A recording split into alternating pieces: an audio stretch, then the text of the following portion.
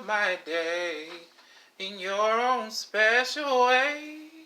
Whenever you're around, I'm never feeling down. Hey everybody, I'm Corey Ballard and I'm back again with another video. Gonna be another recap video for you guys. This one is going to be about a little program that I watched on Revolt TV, which is P. Diddy's channel. And it was about Mary J. Blige. It was a short little, it was a 30-minute segment. Mary J. Blige, her walk to stardom. So it was celebrating her getting a star on the Hollywood Walk of Fame, so it was about 2 years ago.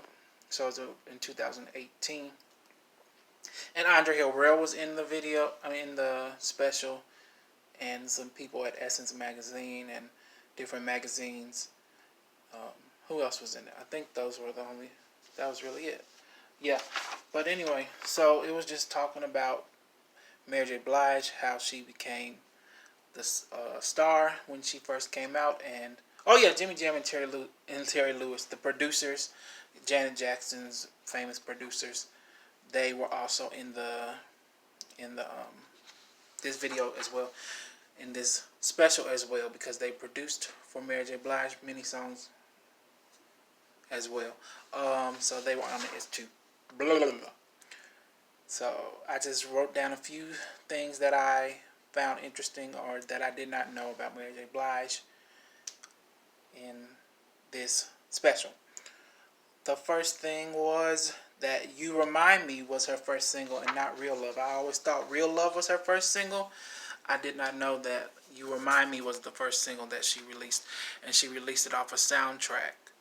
And then that's when it was also put on the the What's the 411 album, but it was originally on a soundtrack, and then they also put it on her first album, What's the 411. What else did I find interesting?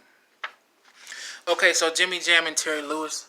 So in the special, right, they were just talking about what made Mary a success, what made her a unique artist that people liked during that time. And so they talked about the music.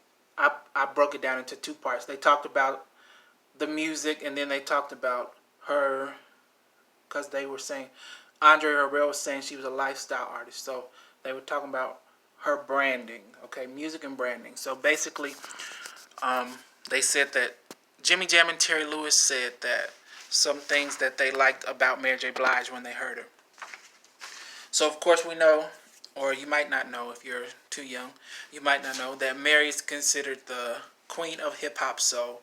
So she was known for merging hip-hop with R&B. So she had a soulful delivery, like old school soul, but they were putting over hip-hop beats from during that time, back in the 80s and stuff like that. So that impressed them because they were from more traditional, they were from more traditional R&B, older funk and all that stuff. And they worked with Janet, and they worked with Prince and all that. So they were used to instrumentations and all that different stuff. And the hip hop sound wasn't, you weren't merging that with singing like that. So that was impressive to them. And then the raw vocals that she had. And Terry was saying that it was very unique. It stood out during that time because Mary's voice, the way she was singing on the songs was very raw, as opposed to during that time where everybody was starting to make records, recording songs and albums, where they would do a lot of takes on the song to make it so you wouldn't get you would have good pitch and you wouldn't have flat notes and all that stuff. And so they would they might record the song several times instead of just in the 60s and stuff. They only recorded the song once because they had no choice. But as technology progressed, excuse me, I'm stumbling. As technology progressed, people started to record songs several times, and they found out, that they could improve it and make it sound, do different effects, and make the recordings really impressive. But Mary was like taking it back to like a rawer style, so that stood out to them at that time. And what else? Yeah, yeah. And then her name was unique as well because it was Mary J. Blige. So, you know, most people they might go by their first and last name, but she had that initial, and Mary J. Blige. It just has a nice ring, doesn't it? So yeah, that stood out to them. So all those things, and then she was also standing out with the way she dressed and her hip hop thing. Like she was from New York, so she was she just stood out in that aspect as well. And everybody, the consumers, the listeners, the public, were impressed by her and they liked her in that aspect. So she had those two things going on that made her very successful, starting off in her career. So yeah. What else do I have down here?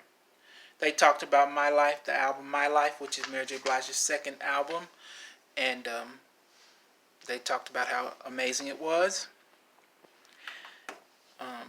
It was interesting. Jimmy Jam said that My Life was one of his favorite albums, and he thinks it's one of the greatest albums ever. And I didn't know that before. He never said that. I know he talked about Mary in an interview that he did. They did this really long interview. Jimmy Jam and Terry Lewis are amazing storytellers. This is a side note, but they're amazing storytellers. I seen them do several interviews. Like they did this one sit down interview for like 2 hours, and they were telling all these stories about Prince and Janet Jackson and everybody. It was really good. They were really good. Excuse me, they're really good storytellers. But anyway, they were doing an interview where they were talking about Mary J. Blige, working with her, and yeah, I didn't know that they liked My Life like that. So they were a fan of hers on the first album, and then My Life came out, and then they were like, "Wow, she's so amazing! Like, this is one of the best albums ever." I didn't know. Jimmy Jam. He was saying how when it came out, that he like was in the studio and he put it on in the studio and he told everybody to stop and made them listen to it and all this type of stuff. So yeah. And then Andre Harrell said in the special that it was like his proudest work, like his prized work. It was his favorite album that he was ever involved in the creation of. So yeah, that was really, I liked hearing that information. And then just some samples that I didn't know about. I read sometimes, look up some stuff and see that, oh, this is sampled, but I forget sometimes. So anyway, Be Happy sampled some song by Curtis Mayfield. I'm not sure they didn't say it in there, and I didn't look it up, but it sampled something by Curtis Mayfield. And then Love Is All We Need is sampling a Rick James song. I didn't know that before. I might have knew that before, but I forgot. And then No More Drama. Then I had the last thing was No More Drama, which was also in that interview with Jimmy Jam and Terry Lewis. They were talking about it. It was recorded for her fourth album, the Mary album, and not the No More Drama album, which was the next album, the fifth album after that. So they talked about that in an interview. But yeah, so he told that story in there too. So that song was written during the time when and I didn't know. I also didn't know that they worked on her third album, the Share My World album. I didn't know they produced those songs. They produced Love Is All We Need, and they produced everything. They might have produced some more stuff, but that's what they talked about in that special. And everything is like everything. It's one of my favorite.